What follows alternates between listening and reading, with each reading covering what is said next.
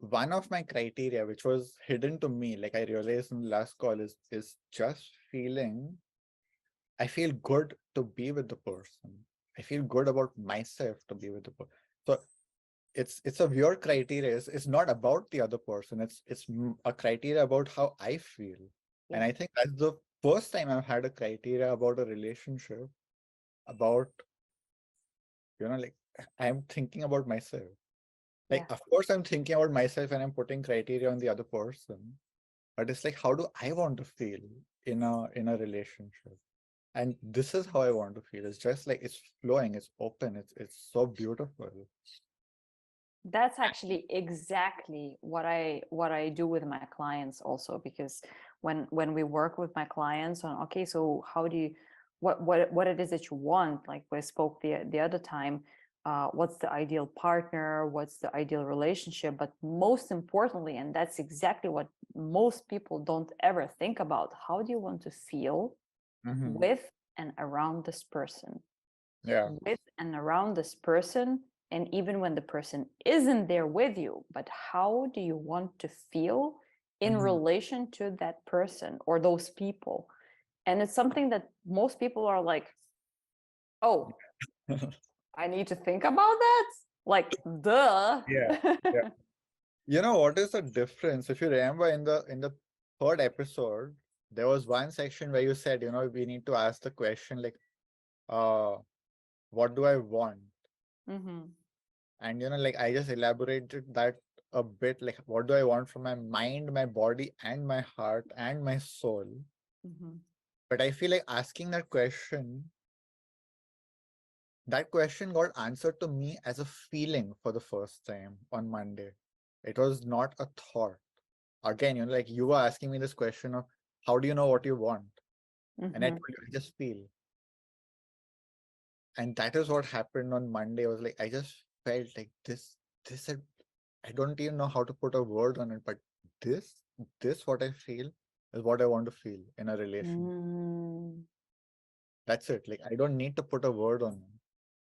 That's amazing. And that's, in fact, it's in all areas of life too. It's exactly what you said about your house situation, when you knew that this is the feeling I have, that this is my land.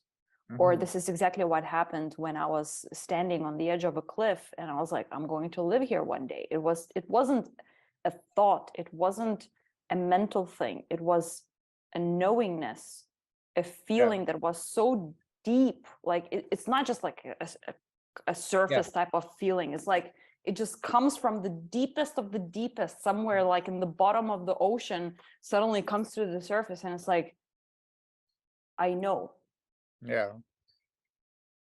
Yeah, like just my energy when I am in a conversation with you. And I have the same with Lise. Like I have told her this many times. And like, her whole self-image has shifted so much because I keep telling her, you have a magical power. Like if you watch my podcast, my full first season of my podcast is with her. So she's my co-host. And I keep telling her, like the way you make me feel like when we are talking, I love that. Like I have no romantic interest in her. And I just tell her, like, you have a power to make someone feel comfortable to talk. Use that. Like she's not a coach. I'm training her to become a coach now. So she's in training. Like Mhm. you have something, and I'm going to help you to make that something. Yeah, that's amazing. So Wow. What do you think enables that feeling, of feeling comfortable, feeling safe, feeling authentic, feeling welcomed, feeling like whatever it is that you're sharing is received? Because it kind of reminds me of what we spoke about, like the lack of neediness. Basically, it's just everything is fine. Like it's just acceptance. It's unconditional love, actually. yeah, yeah. Um, yeah, you think that's what makes you feel that way? That's it. Like when you like this is what my clients feel with me. Like whenever I'm working, most of my clients have told me that they have told me things that they have never said to anyone, even their Hmm. partners, even their family, whatever. Like they even share this in groups. Like I create a space in a group where they can share, Plus, it's trust. but that trust doesn't come first. Yeah. The trust comes from the experience. Yeah. The experience is created with the energy that you are putting. Yeah. So for me, it is in your being. It is not something you're doing. It's in your being. That's why I keep telling Leaf and you that you have it. It's you.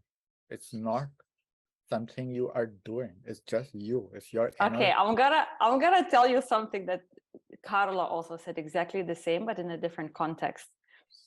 And that was, we went to a beach on Sunday, and literally, like, we set everything up, and after, I'm not even kidding, after 60 seconds, he just stands up and says, I need to go, I will come back at some point.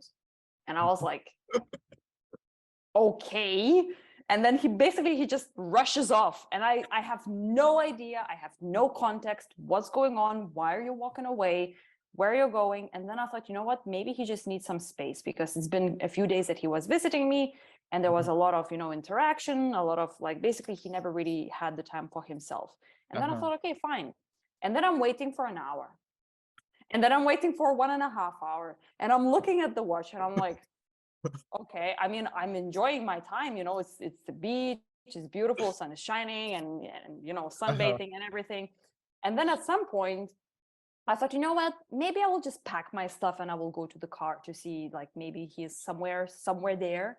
Mhm. And I go to the car and he's nowhere near.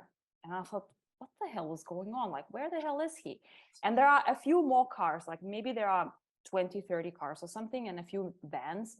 And I noticed that there's a van with an open door, and there are some people talking, and some hippie looking people. Uh-huh. And I didn't see Carlo, but I was like, I have a feeling that that's where Carla is sitting and having that conversation. Mhm. And I go towards the van, and guess who is there? Carlo is sitting in the van having a conversation with some random people that he just met at the parking lot. And after that, and I joined them, and basically the four of us, we were just chatting for another hour and a half or something. And then after the whole thing ended and we left the place, I was asking, like, Carla, what the hell happened? Like, after 60 seconds, you literally rushed off without telling me anything. And and you didn't come back to kind of say, hey, I met these people or anything. And he's like, I just knew you would understand. Mhm. And he said, I would have never done something like this with anyone else, Mhm. ever. I would have never allowed myself to just walk away and not explain anything. But with you, I knew that it was okay. I knew you will understand. I knew that I can trust you. Mhm. And bam, of course, everything was fine. It was just like, So that's exactly like this unconditional love and trust, and just like, I knew it. Yeah, like for me, I am very conscious of it because I have created that in myself. Like I reached that. So like on my on my training page, I explain to people like I work on 4 levels. One is the vision. One is life, the circumstances happening outside you. One is the personality, what you have received from the world, and the last is the being. And I have done a lot of work at that level, the being, like transforming the being. So it's not just my being is perfect, like my being also has things which need development, which need healing. So I put a lot of effort there because that's what I needed. So I know what a damaged being feels like and what a healed being feels like, and the process between that. And for some people it's just natural. I imagine like you Mm, naturally are coming, or you had done this in past lives or something where you mhm. have that Yeah. already. I also had that. It's just that because the first part of my life was so fucked, I think like just like I said, in the end of the recording, like the most people's essence is covered with a lot of shit. That was me. Yeah. So I did a lot of work to cleanse that. You know what? I haven't been like this all the time. And actually, it reminds me of another example from yesterday. Like, so many things are happening at the same time. But yesterday, somehow like my ex and I, we were talking to some like builders on the land or something, and he was like, thank you so much for your patience and for basically just being so accepting. And I was like, oh, come on, like everything is fine, there's nothing to even thank for. And this builder was like, she's a dreamer and she's patient and she's accepting. And I was like, I wasn't always like that. That's the thing. Patience, acceptance, Well, unconditional I'll tell love. you what changed. I'll tell you what changed. Tell me. I think you can maybe guess. The German, that was the German layer on top. Yeah. But Yeah. the thing why I said what I said just before that is because I could see the real Ruta underneath that. And I remember I even told you in the session, I see the real Ruta. I can see who you really are. But it's not with my eyes or like I don't know how to explain it, but I know who you really are. I can feel your essence, your being, your energy. Wow. So what you said about the four levels: vision, circumstances, personality, and being. What's the difference between personality and being? Personality is what you have, it's your mask, basically. And So it's the German. it was the German. Yes, The German. absolutely. Absolutely. If somebody will ever see this video and they will be like, what's wrong with being German? Well, I already clarified, I think in one of the videos, I have no problems with Germans. And this is also not about being German, is you picked up that energy in Germany. I know it. Like this is how I feel, or this is like this is my gift again, is like I know where energies come from. Like, I can be very specific.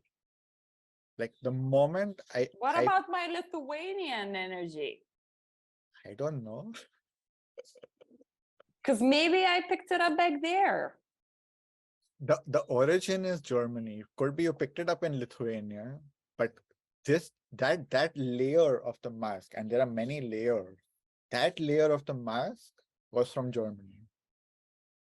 So I work in, so the level of the personality, let me just explain it. The personality, before you start working on yourself, is what you have taken from the world, because we are completely shaped by the world.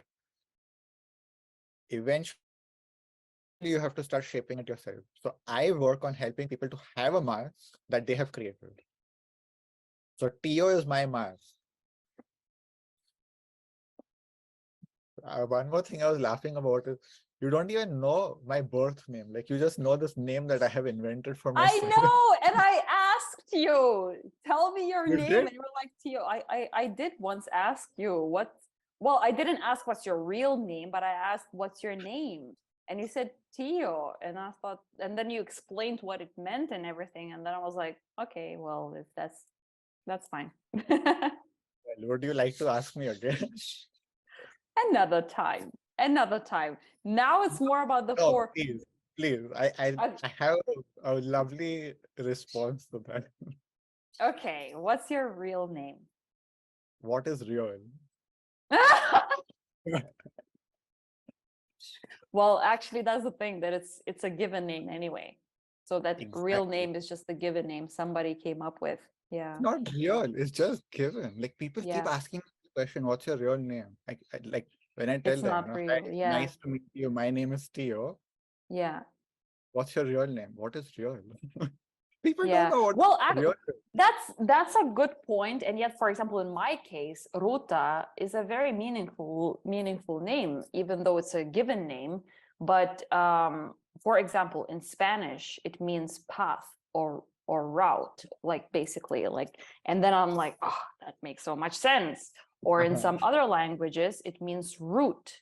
So it's also like it's grounded, it's rooted somewhere. So it's a very meaningful name, which in that sense I really like, and I don't really feel like I need to change it. Maybe my last name would be nice to change because nobody can pronounce that. That could be a good Let, idea. let me try it. That's you nice. Yeah, it's close. Tasumite. Te, I thought te, Yeah, yes. yeah, That's it's good. It's good. Yeah. So okay, so when it my given name is Rohan. Rohan. Okay, Yeah, which nice. is very interesting because like there are three meanings. One is spiritual, which was such an irony because my whole spirituality developed after I changed my name. Because there was no neediness anymore. The second is rising or ascending. Huh? And Wow. one of them is mountain, like rising mountain. Wow. But just the context of what I've been saying about the mountain in the last 2 days. Amazing. It's a beautiful name. Yeah, I like the name. The reason for changing the name wasn't that I did not like the name, it's that it wasn't mine. It wasn't something it was given to me. Like, and that was like I have written a whole blog post about this, that the transition was going from what the world has made me to who I am and what I am Yeah. making myself. Yeah. So like Wow. on my passport and my documents and everything is still my birth name, Yeah. but it's not my it's not my real name. Cool. Nice. So I just want to come back to what we said about the vision and being personality and all that. It made me envision like an onion, and the core of the onion is the being, and then the conditioning begins a little bit, like then the personality kind of gets shaped by where you grow up, where you were born, the family, the schools you went to, the society, what you see Okay, on the okay. media, like all that stuff. Close your eyes for 1 second. Not 1 second, 1 minute. Start peeling the layers of the onion. Hmm. Tell me when you get to the center. Hmm. What's there? Energy. It's nothing. It's nothing. The core is that is the being for me. There is nothing at the center of the onion. Hmm. It's That's why I was so neutral. but that is exactly the most powerful part is that nothingness. And when you can capture that and become that, and that is the infinite zero, really is like zero, nothing is that pure core being, but it's infinite because what is it? So this actually reminds me of Ho'oponopono, the Hawaiian, methodology, philosophy, all of that, because they also speak exactly about that, back to zero, Mhm. because everything else is nonsense. And I've watched some trainings on YouTube by one of the teachers of Ho'oponopono, and basically he's just disregarding everything as if everything is bullshit, and he uses that language also. And there's a seminar where people have questions and ask questions. What if I feel this way? What if I believe this? What if this is what's happening in my life? And he's like, that's bullshit. Like, let go of all the bullshit until you get back to the zero, get back to the nothingness. For me, that doesn't work. I know many teachers who do that. It doesn't work for me. The thing is that we are too attached to the bullshit Mm. to just say let it go. Like that is like you telling people stop being needy. doesn't Yeah. It doesn't work. You can't Yeah. just say that and think it will work. The Yeah. it's so deeply embedded in your energy that you have to literally extract it. And Yeah. that's what we did in that session. We were extracting from very deep within you. So it doesn't work. And I have tried that, and that's why I know it doesn't work. Like until I started doing this kind of work, which was like super deep, then you can get to zero, yes. But Well, but it's also a matter of repetition. I think it's in combination of different things at different stages of of one's journey. It can actually help because let's say from my own experience, I know that sometimes I just tend to fall back into an old pattern, and I can pull myself back to the new pattern simply by saying this is bullshit. Like I no longer resonate with this. Why am I allowing myself to fall back into the old pattern where I no longer want to be? So it's through repetition that I basically just keep on hammering new story, new narrative, keep on repeating the same thing over and over and over again. this is the difference, that when you're doing that, what you're doing is only reshaping your personality. It's not the layer of the being. You can't do that with the being. The being has to shift. And the reason that you keep falling back in the pattern is because it's coming from the being. It's coming from the deepest part of you. And what we worked on that day was the being. It was not the personality. So this is very interesting because I would disagree on this one by saying that for me, being is just who you are no matter what. And the personality, when you get rid of all the bullshit and all the conditioning, is just who you are. And what I mean with that is that it's not like I'm changing the being by having some kind of a subconscious reprogramming healing session or something like that. It's just I'm becoming the true self, which is the person who is joyful, peaceful, whatever it is that exudes that love and all of these kind of things. And all of us have access to that version of us, that being, at any given moment, and we all actually also experience that from time to time in different circumstances. So let's say if I remember myself, I don't know, 5 years ago when I didn't live in Portugal, then probably I experienced that version of myself, that being, less compared to now, because now I am more true to myself, not only with the conditions that I have created in my life, but also because I do what I love, also because I know my feelings. I can navigate in relationships with myself, with the world, with other people in a more effective way. So for me, there is no such thing as a different version of myself, a different version of being, because it's just one. For me, it's just one and the same. Yeah, that is why I distinguish it. For that reason, is that for me there is a layer of separation. And for me, the way I work is that, yeah, the being also needs to be reshaped. The personality is one thing, but your energetic structure, your core energetic structure has issues too, that have, it's like, dents that are made by the personality. So Yeah. you might get rid of the personality, but your being has been dented and deformed, and that reshaping still needs to take place. Okay. Well, I guess in that sense, then it's just a matter of how we describe it in words and language, because at the end of the day, it seems like we're actually talking about the same thing. I remember one of my coaches in the past, like a couple of years ago, someone I worked with, she used to call that invisible structures.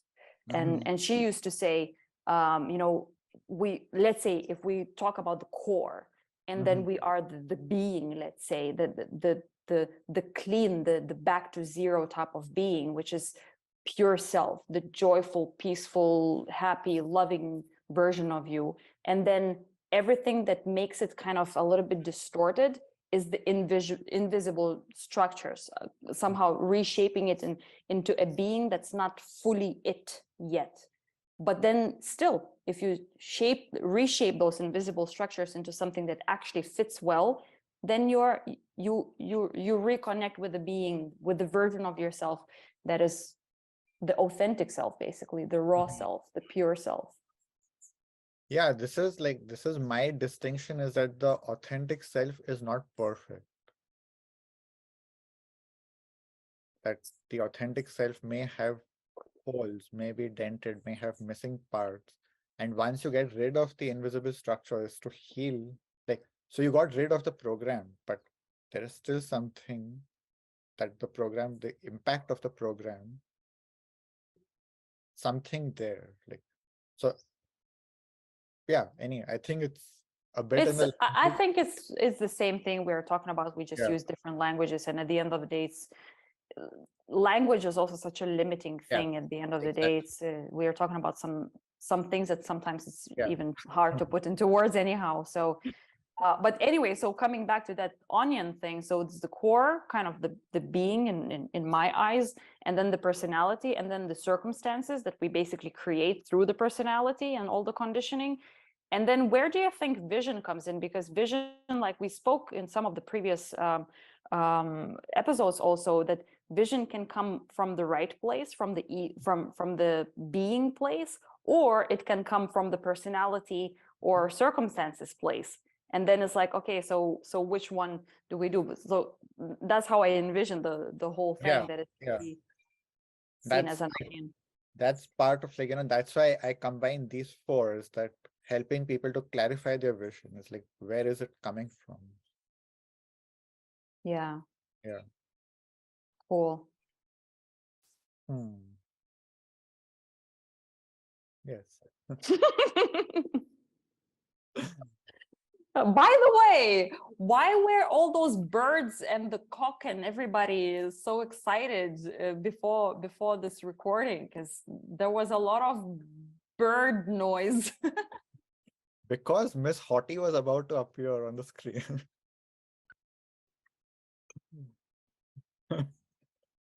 Oh my goodness. Well, next time we are appearing on the call, then this wall is not going to be present anymore. It's all going to be gone. It's Hmm. over. This era is over. Ms. Hottie is moving out, which is something that hasn't happened for 2 years and 3 months. Hmm. I'm happy you're owning the name also. Yeah. What do you think about eras, like phases in life? I think it's so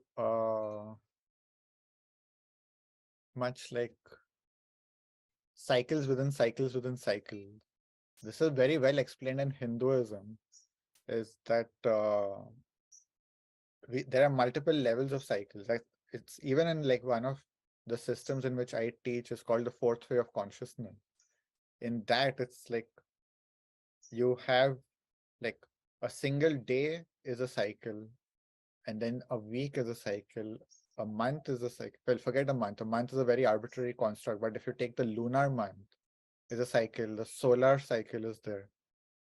There are many life cycles happening. So for me, we can become conscious of each one, that we are living. For me, the way I see it is like we are living a life in each cycle. So each day is a life, each Mm. week is a life. So a day is a life within a life, within a life, within a life. Mm-hmm. So we are dying each day, and to have that energy, that consciousness, but not just as a thought, to realize, that these cycles are each repetition of, it's not a repetition of a cycle. Each cycle is a fresh start if to if you are conscious of that, this is the key, exactly. because most people are not conscious of that, and then they recreate the same day over and over and over again. Hence I love the movie Groundhog Day, Oh, because that's exactly what it's all about. Like, oh my god, I'm experiencing exactly the same day again and again and again. How sick and tired I am of it. So if you don't do it consciously, then actually you don't recreate yourself every day yeah. at all. In this system in which I teach, the fundamental teaching is that people are robots. People are not humans, they're robots. Yeah. And the whole work, what I call consciousness development, is to stop being a robot. Yeah. But how do you stop being a robot? Is first, the first stage is just realizing how much of a robot you are.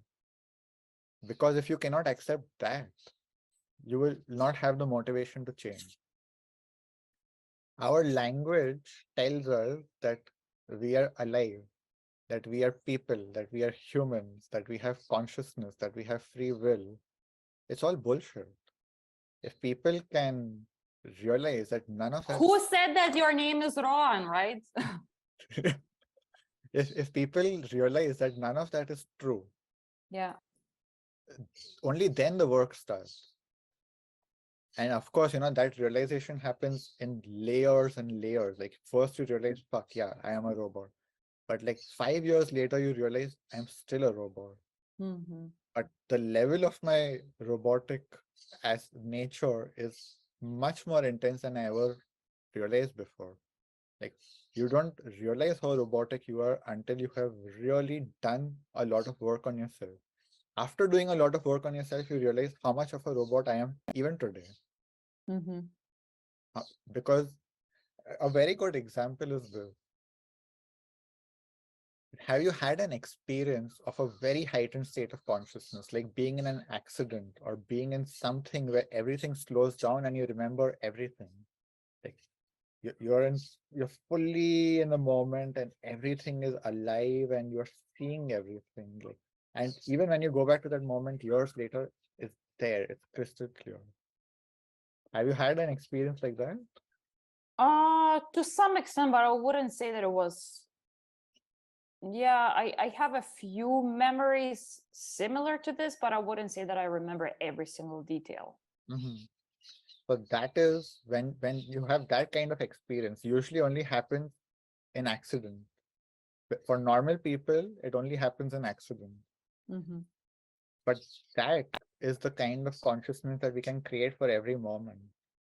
Is that you are so fully present that you're recording everything, that you are absorbing everything. Everything is creating an impression in your consciousness. Mm-hmm. If you remember, I was telling you a few days back that I don't make notes or anything, but with my clients when I'm working, I will recall something they said 2.5 years ago as though they said it 2 minutes ago. Mm-hmm. Because for me, like when you are in that moment with that level of consciousness, there is no time. It's like everything is all together. So they could literally be saying it right now. It's like I'm hearing them saying it right now. Mm-hmm.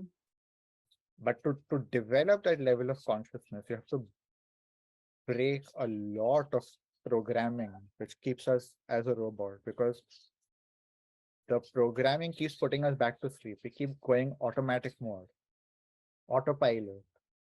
So to not be an autopilot, even for 10 seconds, is a massive effort. Massive. And you go to 30 seconds is impossible for most people. Most people cannot stay 30 seconds without going into autopilot. Like that heightened state of consciousness where you are fully present. 30 seconds is an impossible thing. And that's what I experienced yesterday. Like basically, even though I don't necessarily remember every moment, but I was so present for quite an extended period of time, like hours, that at 7 p.m. I was like a vegetable. I was literally, I felt like I was squeezed. I felt like I couldn't move anymore. Like my brain wasn't working. I was just like, I need to take a nap or something or go to sleep early because it literally sucked all the energy out of me, simply because I was just present.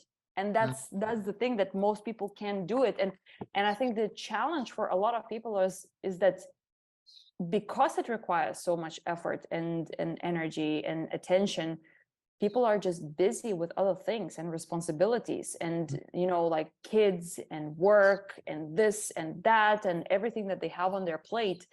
And it's like, okay, it's just easier to go with the flow and be robotic and recreate the same reality than put in that effort to create something different and be present at the completely next level. So yeah, that's what I wanted to share. Yeah, absolutely. And that is what I did for 8 years. It's like, I set aside everything else and I made that my priority. But the distinction is that it is very draining when you are a robot because the robots want their energy back. The programs want their energy back. They want your energy. So it's like a competition. When you do the work of freeing yourself, then all the energy is available to you and it becomes generative. So when you're spending your time doing what you love, you end up having more energy. Like I often tell people that when I do calls like this or when I'm having sessions with clients, I come out of the session with more energy, not with less energy. Mm-hmm. So I may spend like 7 hours on calls like I did yesterday, but after 7 hours, I have more energy. Yeah. So it's weird for people because they But I have this. would also I would disagree on some level on this one, because the thing is that I love working with clients too. Absolutely love it. But I think it also has to do with maybe it's the part of personality and conditioning, but some, let's take a very simple example. Some are introverts and some are extroverts and some are kind of in between. I am very much an introvert. So, Mhm. for example, even if I love working with people, if I would be on calls for 7 hours, forget about it. I will be sleeping for like 3 days. So, for example, the draining bit, the exhaustion from yesterday, maybe it was about being in the present moment. I loved it so much. It wasn't like client calls, but I loved it so much. But still, it was a lot. Or, for example, probably it was also accumulation of the fact that a friend of mine was visiting me for a Mhm. week, and so Yeah. for an entire week, I had somebody else in my presence all the time, pretty much 24/7. And at some point, my introvert side needed some time for myself and be like, you know what? I'm done with people. Like, I need just me, myself, and I lock myself. Like, I'm a hermit in that sense. And that's where it's like, even if I love that friend, even if I love working with clients, I still need to take care of myself. Mhm. So that's where I would actually disagree with that, because I don't different see it as people a have different energies, I would I say. don't see it as a disagreement because that was me. That used to be me. I was super introverted. I hated spending time with people. I would be drained and I would be like I spent a lot of time on my own. The thing is, I think that is a consequence of the way people's boundaries are and not being able to manage your energy. Now, when I'm spending time, I have configured my energy that it is generative for me. But it was not always like this. I have done a lot of work on that. Mm-hmm. Listen, I come from the extreme of being very depressed and without energy. I have spent almost 2 years just lying on the bed and doing nothing for days and just watching Netflix for 14, 15 hours like a vegetable. Like I'm coming from that extreme where I did not have energy. I did not want to be with people. I just like to be alone. I have been that person. So I know exactly what you're talking about. Mm-hmm. This is what I feel a healed consciousness is when you are just bursting with energy. Your fire is so alive that you are generating energy constantly. It's not about introvert, extrovert, because that is a personality characteristic. This energy is coming from the being. It's an infinite source. But unlocking Mm. that is a lot of effort because it means getting rid of programs like I am an introvert. It means Mm-hmm. getting Exactly. rid of these habits of, oh, I am like this, I am like that, I need to do this, I need to do that. It's to become so dynamic that it's not that I don't have my alone time. I live alone.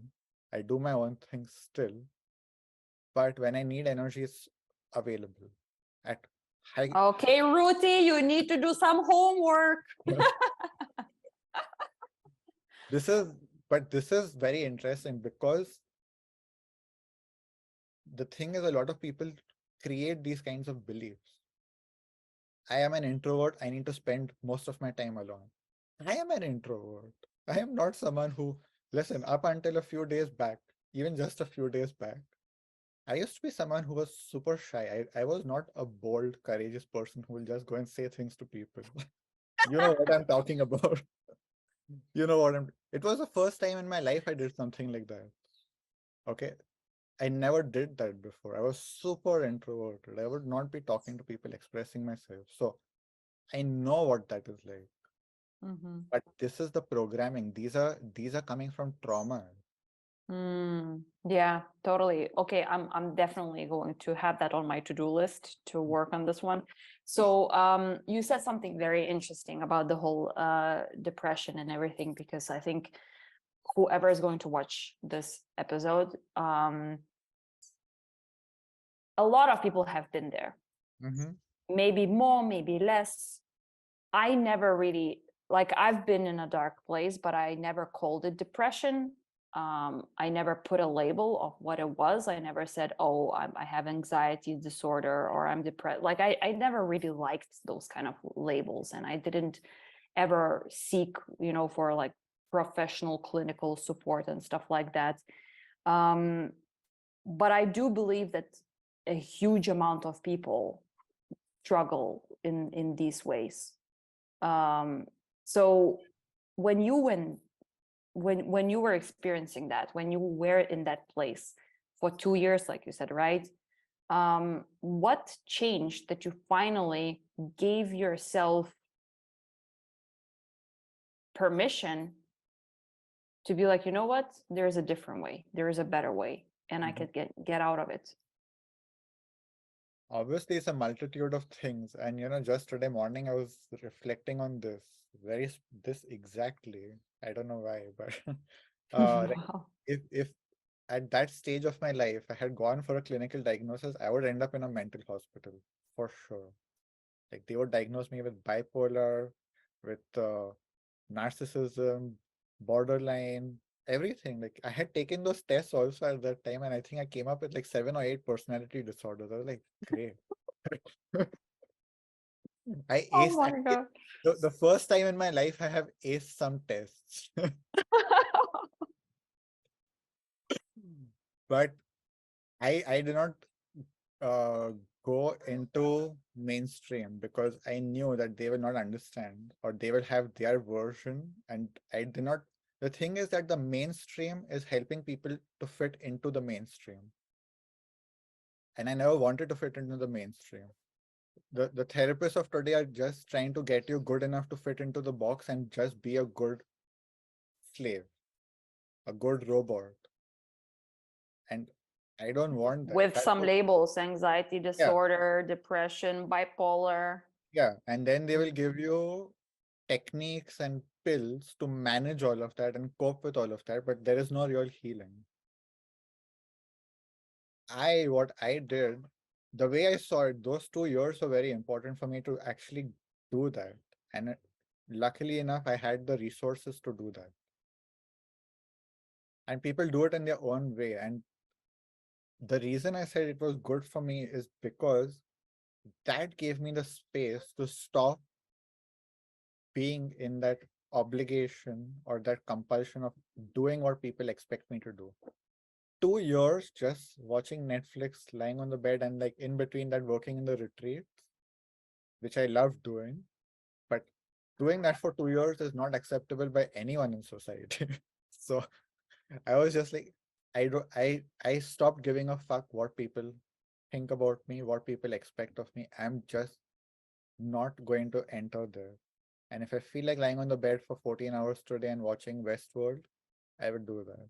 I will do that. I gave myself permission to do that.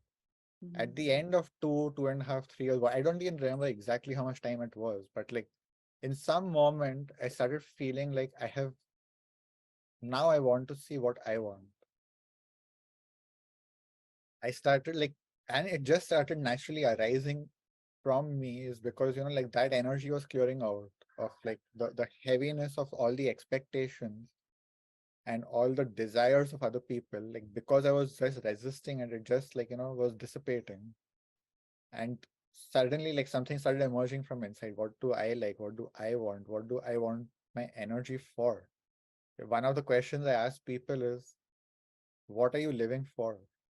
Why are you living? Why don't you just go die? Thing is, most people are living not to die. Most people are not living to live. Most people are living not to die. They're living because they're too afraid to die. Mhm. That's the state most people are living in. And I was in like towards the end of my depression, the biggest reconciliation I had was like I was in this very apocalyptic mind state, thinking that the world is going to end, everything is fucked. why even bother to make an effort because the world is so fucked? Someone is going to explode a nuclear bomb and there's going to be a World War III. So why bother to do anything? Like, you can just wait it out and die someday. I was not afraid of death, so I was like, okay, like someday it will come. Till then, I have to just keep watching Netflix. I'm sure Netflix will keep generating enough awesome content till I die. That's a great advertisement for Netflix, by the way. Well, I had a range, right? Like I had HBO Max, I had Netflix, I was everything. More So advertisements. yeah. So that was my state, was like just waiting for the world to end, just waiting to die. And that is, I think, what depression is all about, is like, why bother making an effort when the world is so fucked? That So is what what changed that suddenly you were like, no, actually, I'm a bit tired of watching Netflix 14 hours a day. I was not tired of it. So what changed? What changed is one morning I woke up at pretty early, and at that time it was unusual. I would be sleeping in till like 9, 10, whatever. One morning I woke up super early. I think it was 5:30 in the morning. I went to the deck of my house. It was sunrise, and I looked at the sun rising, and I just felt like the hope inside me awakening, that it's not the end of the world, and the world may not end. And if I just keep waiting for the world to end, I may be spending 20, 30 years fucked. And even if it's just one more year, I want to live that 1 year or one day or one week in joy. That was it. Bam. That was the Amazing. shifting point. And then but I had to go through that. It was not just thinking all this. It was not just believing all this. It literally, like, I just woke up one morning, saw the sunrise, and had that feeling from the inside. That was it. Hmm. I was not looking Beautiful. for something. I was not asking myself any questions. It was just a natural process. Wow. That's beautiful. That's beautiful. Now, of course, I help people with depression, and I tell them all the time, like, it will shift when it will shift. We can do things to make it shift faster, but sometimes it's just like allowing yourself to resist and just lay back and do nothing. That is Yeah. one of the very powerful exercises, just allowing yourself to do nothing. That is the permission a lot of people need, is you don't need to do everything everyone expects of you. That was the permission I gave myself. Mm, that's powerful. Well, in my case, it was different. I didn't have one day epiphany, or one day suddenly things clicked, and one day suddenly I had that feeling of revelation or anything like that. It was actually, I felt like I hit the rock bottom when I thought, why everything in my life freaking sucks. Like, I just thought I was 28 or something. Um, no, not something. I was 28. I just turned 28. And basically I was in a wrong relationship. Like, it was toxic, it was unhealthy, it was wonderful human being, but things were just not Mhm. going the way we both wanted to go. I wasn't excited about my work. It felt purposeless. I lived in a city, in a big city in Berlin, and I'm a nature person, so it actually was completely not what I needed for my soul. I just, like, everything was just like, what the hell am I doing? Like, it sucks. Like, I'm 28 and my life sucks. And I think 28 is also seems to be like the age when a lot of people go through these kind of Yeah. shifts, when suddenly it's like, oh, I kind of, I finished my high school, I finished higher education, I have a little bit of experience in whatever, like professional experience, and then I have some experience with relationships, and maybe I'm married, maybe I'm not, but basically I have accumulated some life experience, and then you're like, huh, And I'm I think 28 and life one sucks. one more important thing is, I have money to ask that question. For many people, that is the time when they have the money to stop and say, what am I doing? Yeah, maybe indeed. I mean, for me, it wasn't quite the case, and that was the thing that with my relationship, because I took the responsibility for both of us, for long story, but basically it was very heavy on me, and it was really wearing me out, like emotionally. I was like, oh my gosh, I need to pay for everything by myself and stuff like that. And we didn't have any savings, and it was actually quite tough. And at some point I even came back to Lithuania to visit my family, and I was telling my dad that I'm in mine. I had like minus 500. I've never had a debt, but that minus 500 was really wearing me down. And I thought, wow, well, how people can live with debt, it's also, of course, it's also like a framing thing. But at the time, those minus 500 were like, so anyhow, my dad then said, okay, no worries. And he sent me 500 to kind of equal it out, so that I was in zero. So anyhow, I didn't have money. But what I did have was this, like, okay, I'm 28 and everything freaking sucks. And just like in your case, either I continue living the life that I don't like, or I will regret, like really, really bad, right? That's not an or, and I will regret really badly, or I go and do something about it. And as soon as I realized that there is actually something that I can do about it, then out of the blue, it was someone that I knew from one of my jobs in Berlin. And she, on that day when I had that thought, on that day posted on Facebook that a fellow student of hers, and they were studying psychology, that they're looking for someone like a practice client for the final project. And I was like, universe, are you sending me here something like something is going on here? And basically that's when I first started working with someone. And I mean, she studied psychology, but actually now that I look back, it was coaching. And that's when it all shifted for me, when I was like, okay, it freaking sucks. I'm hitting the rock bottom. I don't want to live this way. I don't know what's going to happen next, but I do know that I need help. And just that willingness to go and ask for help was everything. And that's something also for whoever is listening to this. I really want people to finally understand that there's absolutely nothing wrong with asking for help. And it's something that's such a huge stigma around it. And it just freaking annoys me because so many people are like, it means that I'm weak, or it means that I don't know how to live life, and blah, blah, blah. And it's like, no one was taught how to live life. It's not a subject in the high school or in the primary school that we are being taught.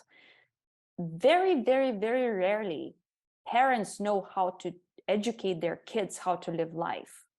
In fact, that's probably like one in millions who has that kind of wisdom and upbringing that enables that. So actually, most of us are just finding our way somehow through making mistakes. And it's okay to make mistakes. And therefore, it's even more okay to be like, you know what? Maybe it's time for me to ask somebody who knows a little bit more than me how to live life. And that's something that, damn, it changed everything for me. And that was February 2018. So it was over 5 years ago now. And nothing is the same in my life. Like, not even one single thing is the same as it used to be. Very interesting. I think I was around the same age when I had that sunrise moment. The only thing I want to add to what I said before, is that I was not just lying in bed and watching Netflix. Like, I was doing that for extended periods, but then I was also working in the retreats in between, which was my way of processing the downtime. So if someone does listen to this and does feel like, like I just need to do nothing for a while, things are going to come up in that, and having support for that is very important. So things may not start shifting in the sense that you start becoming productive, that you start finding what you love and doing things, but just clearing out that energy, those obligations, those compulsions, that those burdens that you have taken on from the outside, that is a lot of work, and that needs to be done for quite some time for some people. Again, and that having help for that is very important. And I did have help for that. So it's not like I was just doing Netflix for 14 hours a day, but having that permission also to, and telling myself it's okay to just do that, that was important. Yeah, absolutely. And you know what I really love about this kind of work is that it's never too late. And like, maybe you and I were 28, maybe some people would be 38, maybe some people would be in their 50s, 60s, or even 70s or whatever.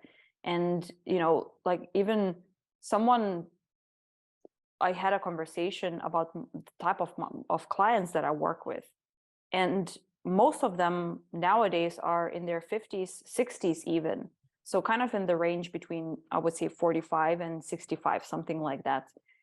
And this friend of mine, he was like, wow, this is so fascinating that they actually kind of dare to work with someone of your age, like you're 33, and they hire somebody much younger than they are. And it's a very delicate thing to work on personal development and all of these kind of emotional intelligence related topics and personal growth and so on.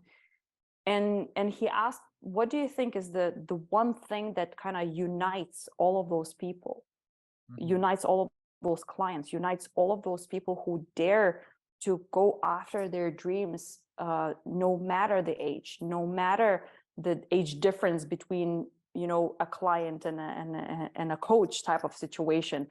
And what I thought, what, the one thing is that they all want to live better, and they will do anything that it takes to make it happen, no matter the circumstances, no matter what other people will think, no matter what's happening. And they just see something in you, they just see something in me, and they want that. They want Mhm. to feel that, they want to live that way, they want that, to embody that we are talking about. And it's just such an awesome thing that even somebody who is, I don't know, 70 could be like, you know what? I'm kind of tired of living this way and always taking things personally or making assumptions or feeling down or this or that. And you know what? I will hire a coach and I Mhm.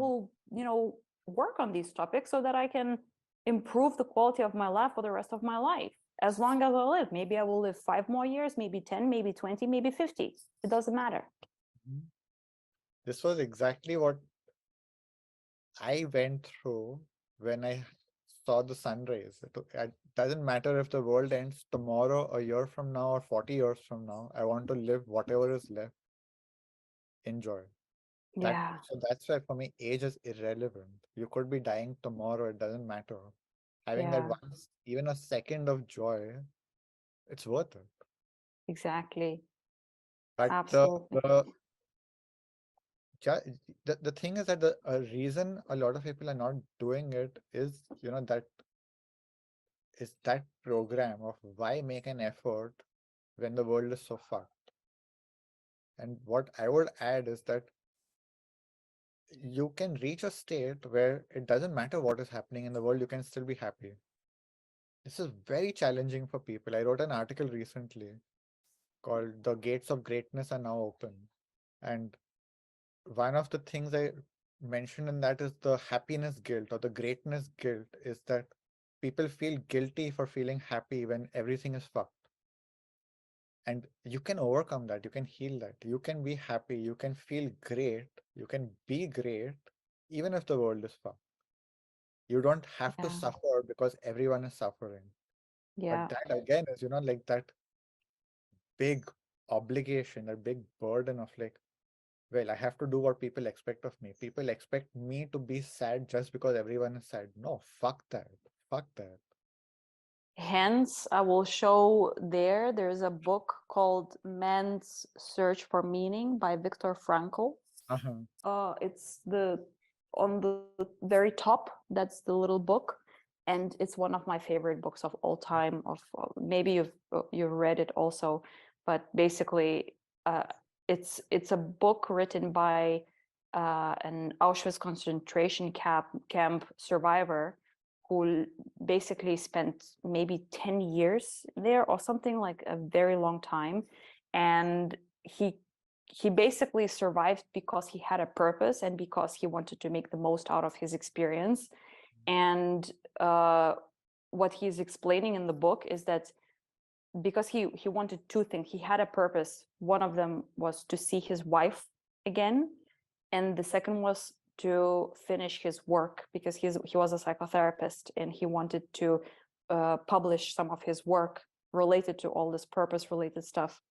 And what he's writing in the book is that the people who did not have a purpose, who did not want to see somebody they loved or to finish something or to do something with their lives, they died very quickly.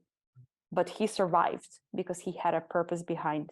And that's the thing, that he found that strength, that power, even joy in the worst of the circumstances that you could ever even imagine. Like we can't even imagine what they have been through. And yet he made it because of that, and wrote a book. So for whoever is listening to this, I definitely recommend reading that book. Yeah, that's awesome. And that's, coming back to the question is, why are you living? Why don't you just go die? It's a Yeah. very powerful question. Like, what is keeping you alive? Is it just being afraid of dying? You're going to die anyway, so why not tomorrow instead of 10 years from now? Like, just go die. What is your drive to live? What are you living for? So that It's not an invitation to go and die, but don't blame me. exactly, it's not an invitation to go and die. It's more like an invitation to inquire, indeed, like, why do we live? Like for me, for example, I never wanted to die. Why? Because I think life is just too precious. It's just that I didn't want to waste my lifetime on shit that doesn't matter. And that's the unfortunate thing, that most people waste it for years and years and years and years on shit that doesn't matter, on things like, I want to control everything, and I don't know, like, I hate when people do this, and it's like, oh my god, just whatever. Like, who gives a shit about all that stuff? Who gives a shit that somebody is, driving in a whatever reckless way and cuts you off at the whatever? It doesn't matter. Like, most of the stuff doesn't matter. And that's the point. And that's when I realized, you know what, I want to live a life that feels good. This is my number one priority. I want to feel good. Does it mean that it's going to be perfect? No, of course it's not. But at least I want to learn how to navigate in life, how to make the most out of it, how to process my emotions, how to embrace sadness, embrace frustration, embrace whatever is going through me, instead of holding on to it and dwelling in it, and therefore dragging myself even more down, which again doesn't feel like it's a worthy way to spend my lifetime. And probably the main thing, the main reason why I realized that is that when I mentioned that my mom passed away when she was 47, and then I thought, wow, like, imagine my mom have never worked on herself. She never did all of this work that you and I do on ourselves, and help others do the same. And when I thought about it, she really wasted a lot of her lifetime on shit that didn't matter.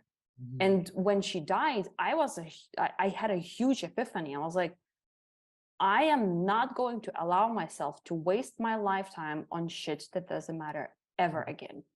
Like, sure, again, still it's all about imperfect and perfection, like we said in the previous episodes, but I'm not going to waste it anymore. Like, this is just it's not allowed.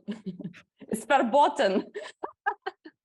The last 1 minute I kept thinking the German is back finally.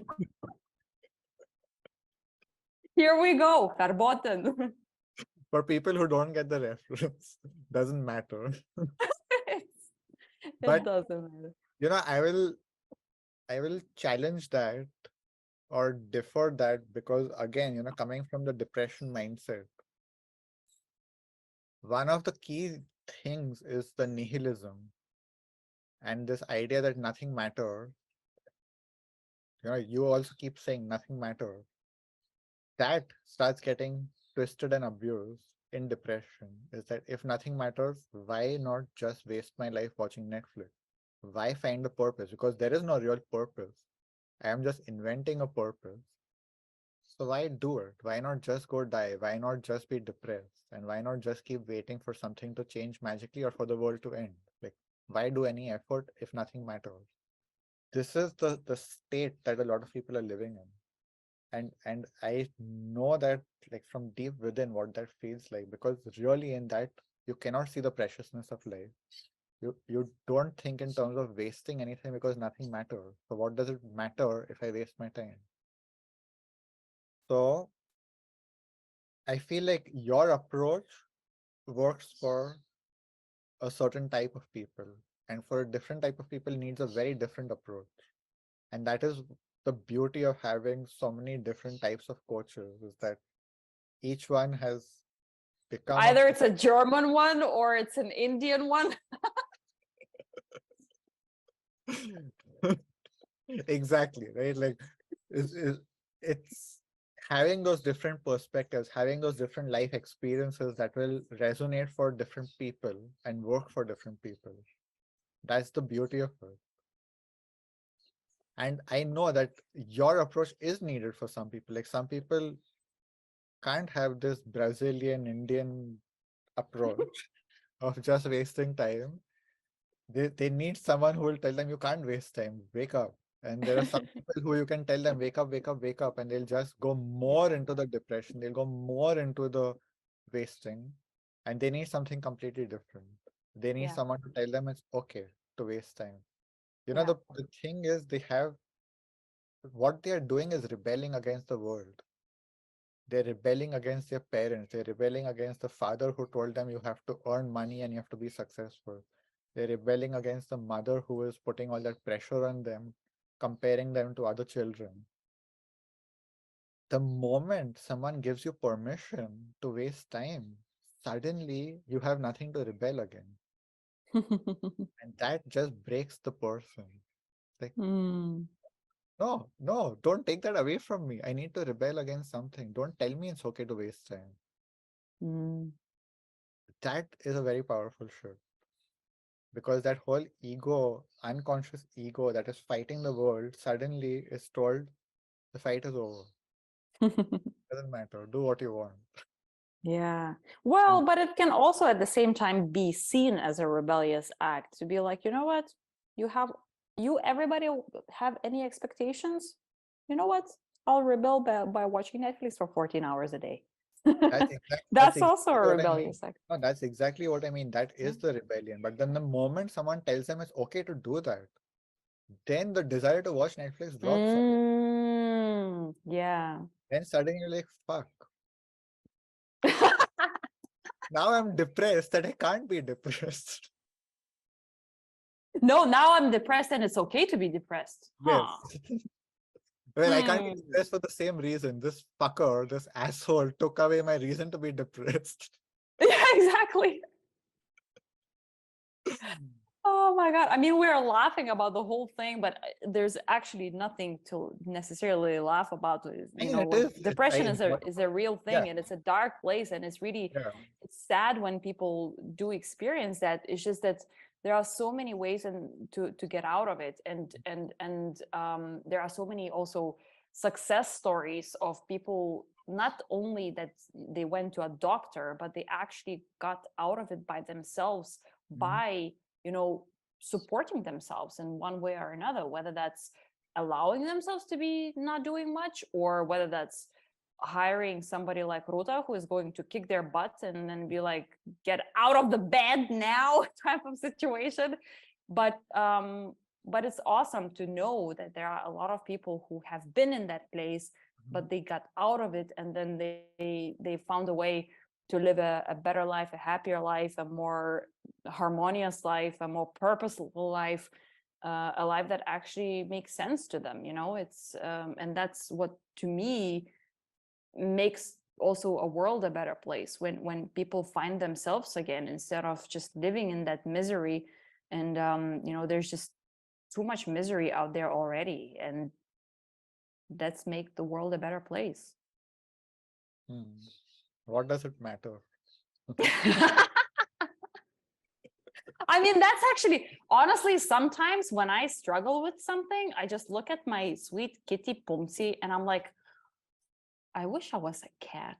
Like, they literally don't care about anything. I They told you just she's your teacher. they just eat and sleep and groom themselves and lay in the sun and go poop and cover their poop under sand, somewhere in the sand, and that's all they do all the time. And then they come cuddle with some human, like, two-legged thing that feeds them, and it's awesome. Like, how amazing life is, right? It's really sometimes like, oh, I wish I was a kitty. I think like what I found is the balance in like, being in the passive and the active, and spending enough time in each that you don't go too active and too passive. That for me is the most beautiful place, is the center where you can keep dancing, where you can be a cat and you can be a German. This is, I think, a perfect place to end. That is all Yes, about the harmony, and we nailed it again. It's been mhm, an amazing conversation. yes, I don't have anything to add. My heart is full. So thank you. yes. That was perfect. Thank you. Thank you.